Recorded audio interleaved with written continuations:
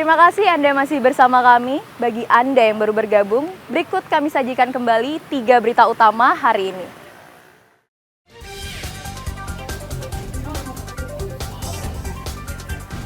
Jelang Natal dan Tahun Baru, harga telur naik dan stoknya terbatas.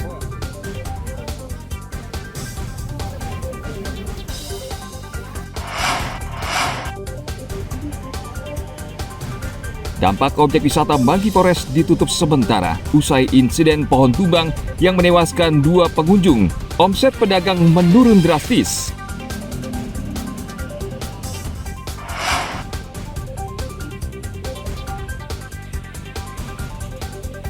Seni instalasi 2 seniman memprotes penebangan pohon yang marak di Bali.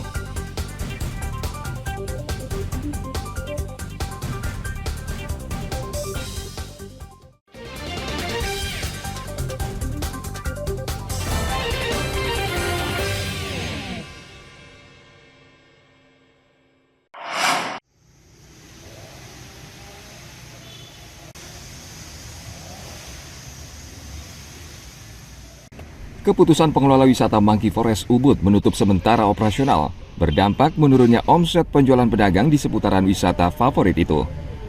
Sebagian adalah pedagang cindera mata yang menjajakan dagangan mereka di hutan wisata milik desa adat Padang Tegal Ubud.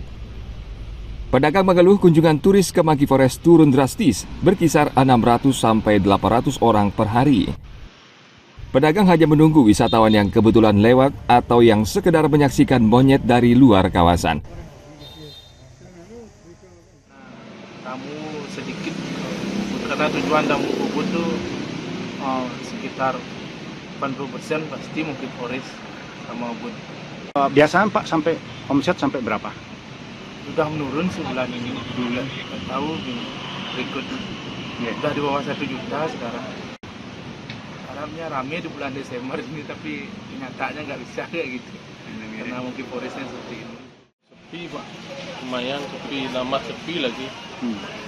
Kurang dari 7 juta kurang. Sekarang? Ya semoga ada solusi lah, cepat lah dari Monkey Forestnya gimana biar bisa buka lagi. Ya namanya musibah Pak, gimana orang cuacanya gitu. Mungkin tutup di tengah itu. Terus tamu-tamu? Kamu lagi kira dong. Dari yang luar? mentor monyet di sisi nih. Menton, dong. Ini 2 juta. Kalau sekarang sejak ditutup nih, Makin kan anak kan tamu sepi mungkin. Kan boleh dulu. berapa boleh berapa? Kadang-kadang boleh 1 juta. Kangen aja. Akibat pohon tumbang di objek wisata Monkey Forest pada Selasa siang 10 Desember, 3 pengunjung mengalami luka dan 2 orang tewas tertimpa pohon. Akibat peristiwa tersebut, pengelola kawasan wisata menutup sementara salah satu objek wisata terkenal yang terletak di Ubud Gianyar tersebut. Tim Liputan melaporkan dari Kabupaten Gianyar.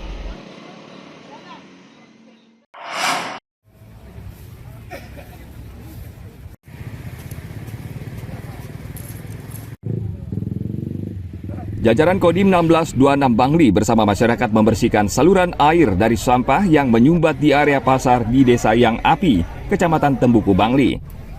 Kegiatan tersebut untuk mengantisipasi banjir yang mulai melanda sejumlah wilayah di Bali akibat cuaca ekstrim.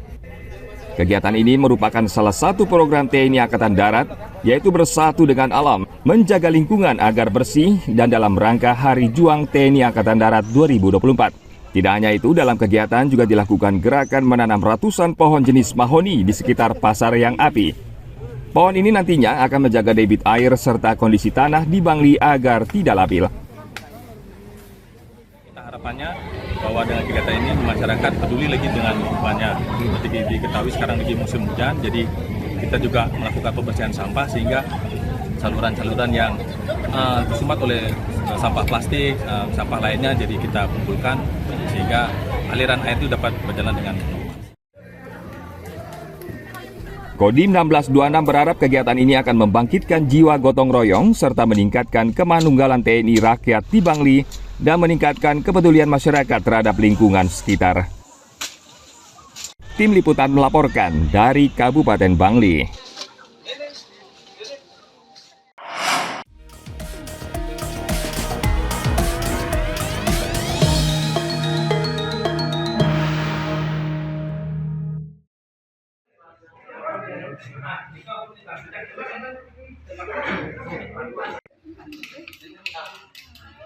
Selama pilkada berlangsung di Kabupaten Bangli, Bawaslu mencatat sejumlah pelanggaran yang menjadi bahan evaluasi pilkada agar proses demokrasi benar-benar sesuai harapan. Divisi Penanganan Pelanggaran dan Penyelesaian Sengketa Bawaslu Bangli mencatat ada beberapa pelanggaran dan kendala yang bisa menjadi bahan evaluasi untuk perbaikan. Antara lain kampanye paslon yang tidak terawasi, pengawasan di media sosial yang masih kurang, hingga kurangnya partisipasi masyarakat dalam memilih. Bawaslu meminta seluruh pihak terkait memperbaikinya karena berpengaruh dengan kualitas pemimpin yang dihasilkan. Terus akan melakukan berkaitan dengan pendidikan politik, berkaitan dengan bagaimana di media sosial, dan juga ke sekolah-sekolah kita akan lakukan berkaitan dengan sosialisasi agar mereka ikut bertanggung jawab, karena hajatan hal ini bukan hanya milik Bawaslu, bukan hanya milik KPU atau pemerintah daerah, tetapi semua pihak, semua unsur, karena hajatan berkaitan dengan pemilu maupun pilkada ini adalah milik seluruh warga masyarakat, terutama yang sudah memiliki hak pilih ataupun belum memiliki hak pilih, tetapi mereka wajib dapat menginformasikan kepada yang lainnya. Bawaslu meminta seluruh pihak tidak putus asa untuk menyosialisasikan pilkada agar partisipasi masyarakat dalam memilih terus meningkat sehingga demokrasi semakin berkualitas. Tim Liputan melaporkan dari Kabupaten Bangli.